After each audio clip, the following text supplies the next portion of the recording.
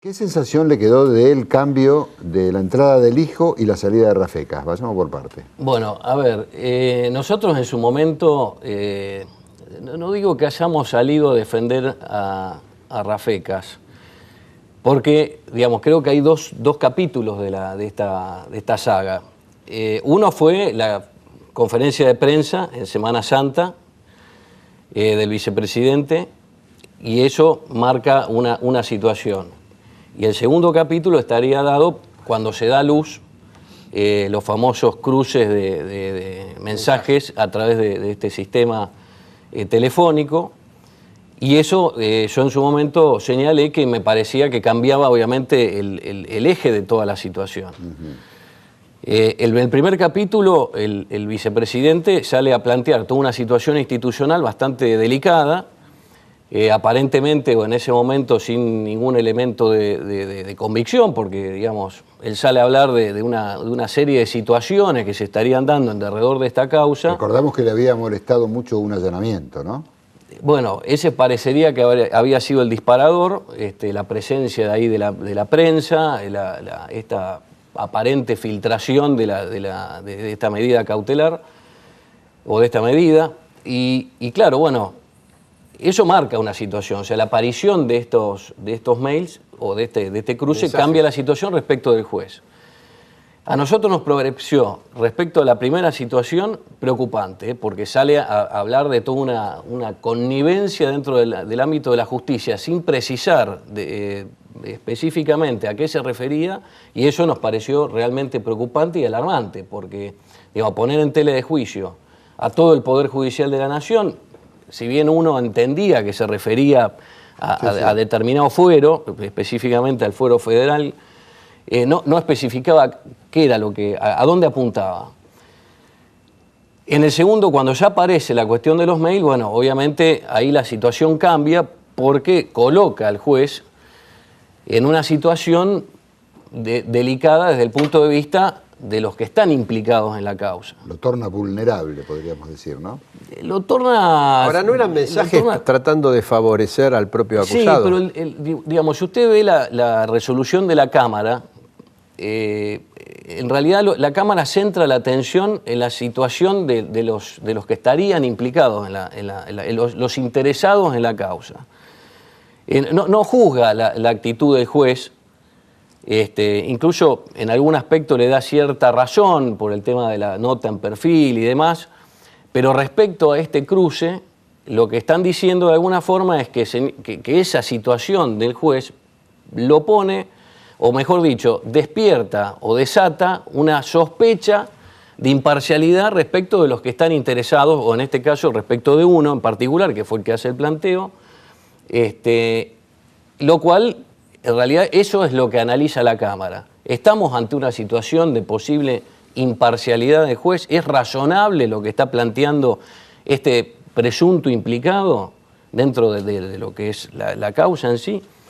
Y bueno, y aparentemente desde esa perspectiva la Cámara entiende de que sí, de que realmente hay no digo sospecha, pero sí una situación razonable de duda respecto de la imparcialidad del juez, pero lo hace respecto del implicado o del presunto implicado y no desde el punto de vista, no juzga la actitud del juez.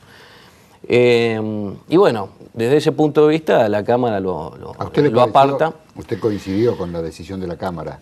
Lo que pasa es que la Cámara hace una interpretación bastante flexible, a contrario de la que hace el juez respecto a la recusación.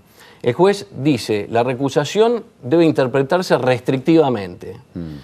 Bueno, da una serie de argumentos, entre ellos que él tenía delegada la causa y que en realidad era un juez de garantía. Pero la Cámara en realidad lo que dice, no, el criterio de interpretación de la recusación hoy en día es muchísimo más flexible y mucho más amplio. ¿Por qué? Porque lo ven desde el punto de vista del implicado o del interesado. Entonces, si el interesado hay algún motivo razonable, objetivo y suficiente, o sea, de suficiente peso para suponer que el juez puede incurrir en imparcialidad, se lo aparta, pero no por juzgar la conducta del juez o decir que el juez incurre en alguna arbitrariedad, no, sino que para evitar... Preventivamente. digámoslo así, se lo aparta. Y bueno, la Cámara entonces, con esa interpretación más amplia, lo aparta e incluso le dice, no, siendo juez de garantía, como usted tenía delegada la causa, eso lo pone en una situación más difícil, digamos. Porque, digamos, usted debió cuidar un poco más esa situación. Y bueno, a raíz de eso lo corre de la causa y bueno, manda a sorteo otra. ¿Y ahora cómo para sigue? ¿Qué impresión tiene usted y los abogados que lo acompañan en la conducción del colegio? Me imagino que ustedes deben charlar mucho sobre todo esto. Y sí, la verdad que sí. ¿Cree que el hijo lo va a apartar a Rívolo? ¿Hay motivos? Bueno, creo que, si porque esa mal no sería recuerdo, la otra pata clave, ¿no? Sí, incluso la propia resolución habla de la tríada de juez, defensor y demás. Y fiscal. Yo creo que fijar una audiencia, o hay una audiencia fijada para tratar el tema del fiscal. Es difícil también porque incluso la propia resolución de la Cámara hace alguna mención a la cuestión de la intervención del fiscal cuando sale de alguna forma a respaldar la posición que había adoptado el juez. Ahora yo le quería hacer Con una lo cual, pregunta. bueno, eso va a quedar un poco dentro de la órbita de la discrecionalidad del hijo, entender o no, y dentro de lo que pase en esa audiencia, con los motivos que exprese el interesado, en este caso, de ver qué situación... Ahora, al margen de todo este tipo digamos, de apelaciones, acusaciones, recusaciones, etcétera, etcétera, la percepción que hay en la sociedad es que esto se va a esclarecer o esto va a una suerte de ocultamiento dentro de poco. Y entre ustedes, los abogados. Claro, y dentro de pocas semanas estamos hablando de otro tema y como dijo el juez Zaffaroni, el tecito y a otra cosa. Mire, la verdad que... ¿Cuál es la percepción que ustedes tienen? Mire, si uno se deja guiar por lo que pasa habitualmente, yo por lo menos en lo personal podría decirle que soy un tanto pesimista. Pesimista. Ahora, como abogado, obviamente no pierdo la esperanza y la fe que tengo en el sistema para que estas cuestiones se solucionen y se dirimen donde se tienen que dirimir. Pero estamos yendo hacia el camino de que esto... ¿Hacia qué lado estamos yendo? ¿Hacia el lado de esclarecer o hacia el lado de ocultar? Yo creo que el tema se va a ir esclareciendo, aunque obviamente el problema es que nosotros tenemos tanta dinámica de noticias permanentes y de situaciones que obviamente van como relegando los temas y se van tapando con otras Un tema noticias. tapa al otro. Pero eso no impide que se investigue, ¿no? Eso es el periodismo.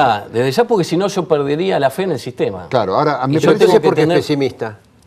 No, pesimista por esto que le estoy diciendo. Una porque señal- se va a ir olvidando el tema y quizá a lo mejor pasen los o años sea, si y la prensa lo no empuja, terminemos. una señal, digamos, que podría aumentar o en la cual por ahí reside su pesimismo sería el apartamiento o no del fiscal, porque convengamos, corríjame si estoy equivocado para decirle a la gente, que acá el que estaba llevando una investigación que aparentemente podría llegar a comprometer a mucha gente, no era Rafecas, era Rívolo. Claro, tenía delegada Es así. la investigación, Entonces, la tenía delegada. claro, sí. muy bien. Uno tiene derecho a pensar desde afuera, y siendo un neófito en estas cosas, que si el hijo lo aparta a Rívolo es un stop a la investigación que estaba llevando Rívolo. No, porque eso sería suponer que quien le toque reemplazar a Rívolo, en el hipotético caso que así No va a ocurra, investigar. no va a investigar Claro, y no y estaría está cumpliendo bien, con su función. está bien, y es prejuzgar, Por eso está yo bien. le estoy diciendo que, digamos, uno puede tener una sensación pesimista, que no es lo mismo ser pesimista con respecto a la suerte que corre esta situación. Pero teniendo en cuenta antecedentes, otros casos, etcétera. Bueno, a ver, una causa que incluso le tocó al propio Rafecas fue el tema del Senado.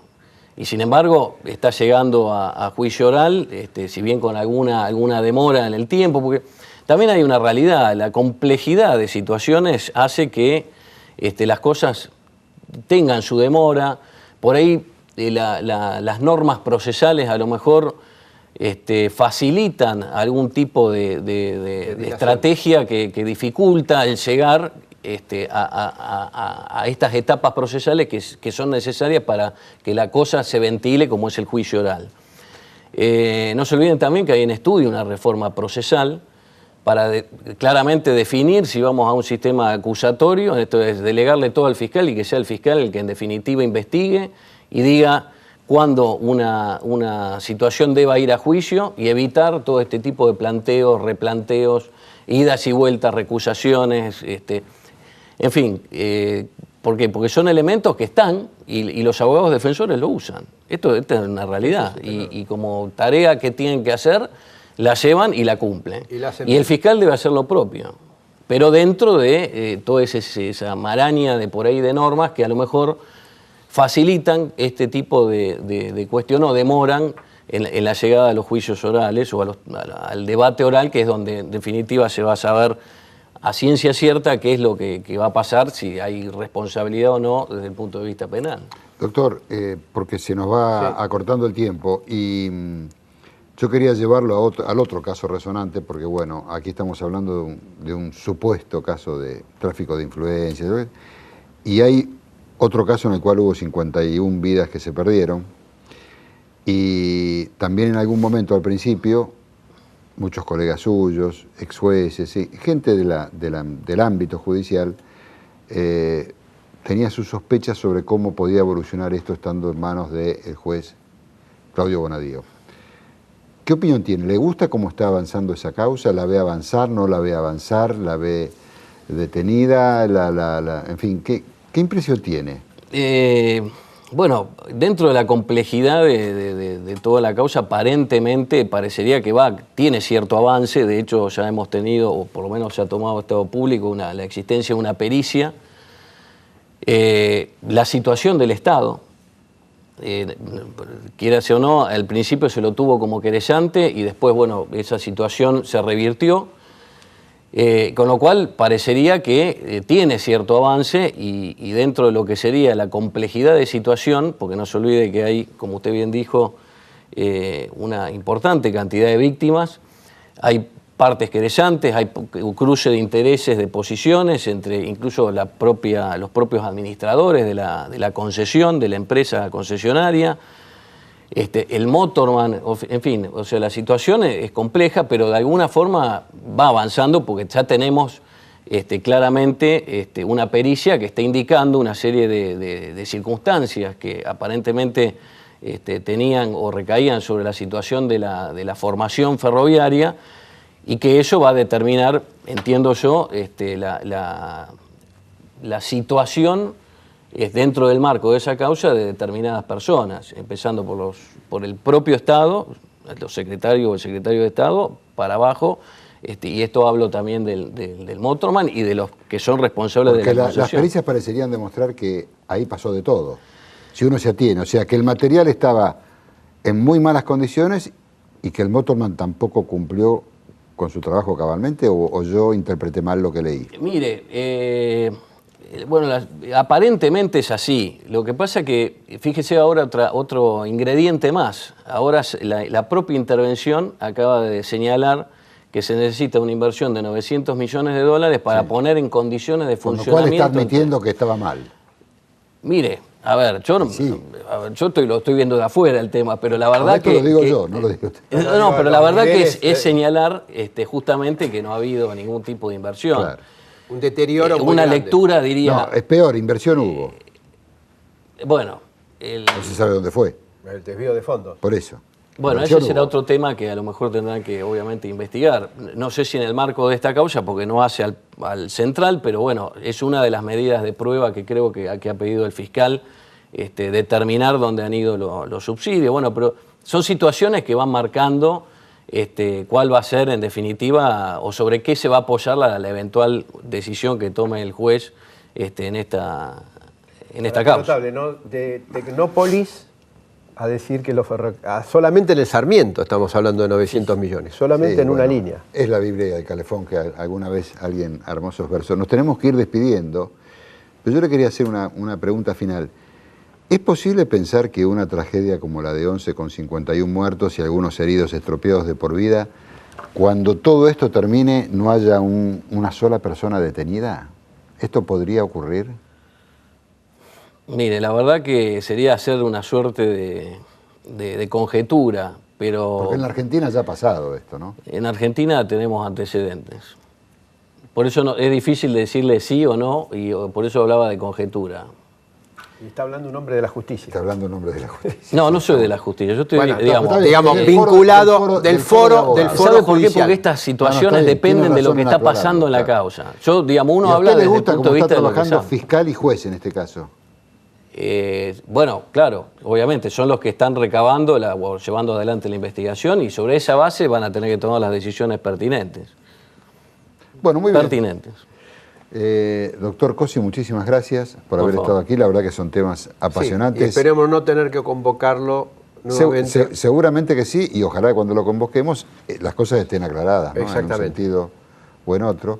De manera que nuevamente muchas gracias. No, por favor, gracias a ustedes. Espero que les haya sido ilustrativa la charla, porque pienso que son temas que no se pueden perder de vista, aunque esté el caso YPF ahora dominándolos. Nosotros nos reencontramos, Ismael, el próximo miércoles aquí en Dominó, como siempre. Nos vemos en Metro. Chao.